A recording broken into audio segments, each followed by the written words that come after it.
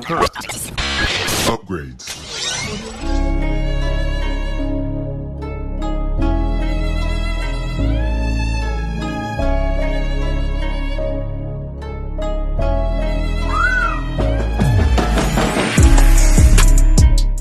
Hey, what's going on, everyone? This is Jorge from Team JVS, giving you a quick, exclusive review of the movie Cher. So the synopsis of this movie is: a man struggles to survive after waking up alone, trapped in a container only by a primitive computer network where he has the ability to entertain for currency. So I can go a lot more into it, but I'll leave it at that. This movie basically just focuses on realistically 4 characters. It's really more 3, but you have Melvin Gregg, who you may remember him from The Blackening or The Way Back. You had Bradley Whitford, who you'd remember him from The Handmaid's Tale or Get Out. And then Alice Braga, who is from The Suicide Squad. And then there's a small part where Danielle Campbell, she's in it as well. But this movie is just so fascinating because it basically puts these characters in a box, for better lack of terms. And if you think about the old days with like MS-DOS, where you had to like put in computer prompts, that's what these characters have to do, to try to figure out what's going on. The neat part is that none of them know how or why they got there. And they're trying to figure that out. The main character of this, obviously Melvin, which throughout the whole movie, none of them have names, which makes it really cool. They all have just numbers. So his number was 14. But throughout the movie, he's trying to figure out like, why is he there? What's going on? And slowly but surely, he starts seeing that, or he starts noticing that other people can see him. And they donate money based on like things that he's doing, or donate currency, for better lack of terms. And slowly but surely, he starts farting, and that's getting him, people to watch and people to donate like currency. And he starts complaining how like he doesn't have water, so someone donates him water. And it kind of just keeps going. At one point, near the beginning, he's hungry. And he's trying to plead with this camera, like, hey, let me out of here. I gotta eat. He's like, I'm watching I think it was like his brother's dogs or something like that. But I guess as a joke, someone bought him dog food. So it kind of keeps tripping out like that. And he's going, and it's interesting because he starts off only in his underwear. And it slowly starts building up until, he's fully clothed. He starts getting like an air mattress to sleep in. So it's really neat just kind of seeing how he has to sell himself in a way to get stuff. Throughout it, all of a sudden he's trying to, if you can type Cher and you can kind of see other people, but randomly he gets access, or Bradley's character becomes kind of like a permanent fixture for him, because normally you can't talk with anyone in this. It's just you kind of talking to a camera, like what I'm doing now.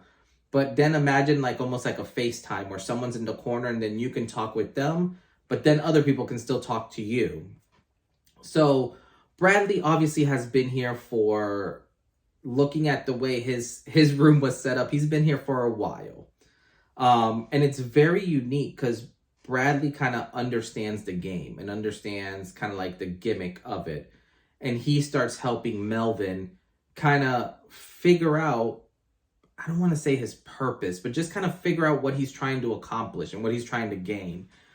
And the cool thing is you kind of see this relationship where Melvin and Bradley kind of are butting heads a lot the whole time.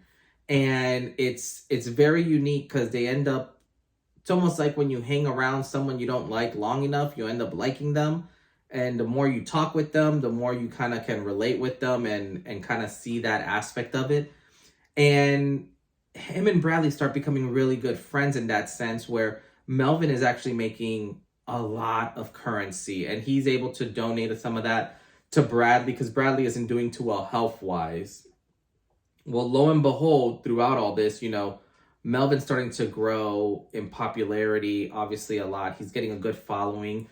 There's this girl that he keeps watching, ever so often, who that's Danielle's character, who is kind of like your typical like fitness model yoga person that you can find on the internet.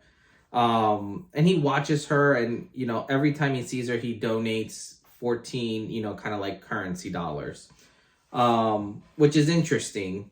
But throughout this, all of a sudden, Alice's character pops up into their feed. So now they have realistically 3 people in this conversation. And Melvin and Bradley kind of have this thing going where they kind of figured out the system and what they're doing. And inputting Alice in there was really interesting because she's trying to figure out how to get out of here, how to break the cycle, how to, like, why are they there and how could they escape. So she's very much like this out of this box thinker trying to figure things out, while Melvin and definitely Bradley have kind of just succumbed to what they're doing. Well, lo and behold, throughout it all, Alice finds some code that she can type, which causes a little bit of distress and a little bit of discomfort, but they kind of see how there's little glitches within the system. And it's very neat how Alice and Melvin start forming this relationship and this bond. And it's very believable. It's very nice, very cool. And then you kind of insert Danielle's character into this, which causes all sorts of tension because this is, someone that Melvin has kind of been looking at, like almost lusting for a while. And then you insert her into it. And her and Alice are like polar opposites, which is very unique because Melvin has to make these very crazy choices. The part that like this film just like gives you the gut punch is the way this film ends just really makes you think about, kind of like social media and the grasp that it has on people and the lengths that people will go to do certain things or to kind of chase that clout. I thought the way this movie ended was spectacular. Like, I was not expecting it to happen what happened. And it happens in such a way that it's mind-boggling of how it ends. It almost like burns that image into your mind. And it kind of makes you reevaluate in a weird sense, like what's important. And you kind of look at some of these influencers that are out there and you see them, like chasing cloud or, I know like a lot of people have been doing like these pranks at like, Walmart or like Home Depot. And you kind of start seeing like, well, when is it going to end? Like, when is pushing the line going to be too much? And this movie kind of psychologically really makes you pause and just kind of figure out like, whoa, like this is kind of crazy because something like this could happen. I mean, all joking aside, it wouldn't be difficult for something like this to happen. But it's the one thing that I thought was spectacular was the way this movie was shot. It's a fixed camera the entire time. So the camera doesn't move, the camera doesn't shift, nothing. It's a fixed camera and you're looking into this room. And there's times where, you're looking at, maybe Melvin's room or you're looking at Bradley's room or you're looking at, another room, but it's fixed. And it's very unique because these actors are moving within this room.